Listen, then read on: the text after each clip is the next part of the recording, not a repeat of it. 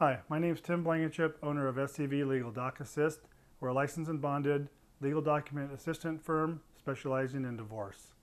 Today I want to talk to you about how to avoid court when going through the divorce process. Many of the calls we get from our clients ask us, Tim, will I have to go to court? And that all depends on a couple of things, and there are some things we can do to help prevent you having to go to court.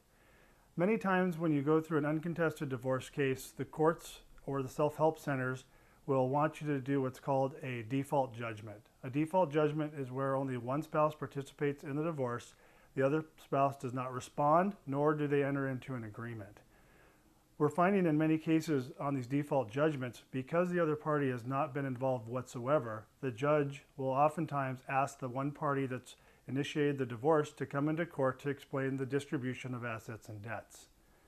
Now, I'll talk to you now about another way of going through the divorce process that accomplishes exactly the same thing with a much less likelihood of having to go to court.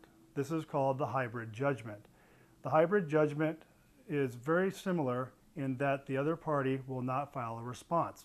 However, the other party will enter into a written agreement. Now, when the court sees this judgment, they realize while the other spouse did not respond, they're still participating and have entered into an agreement, and that agreement has been notarized. When that's the case, even if the assets and debts have not been distributed evenly, they understand that there's been an agreement and that the parties have the best interest in mind of each other, and therefore they will not generally ask you to come to court when there's entered into an agreement on the judgment.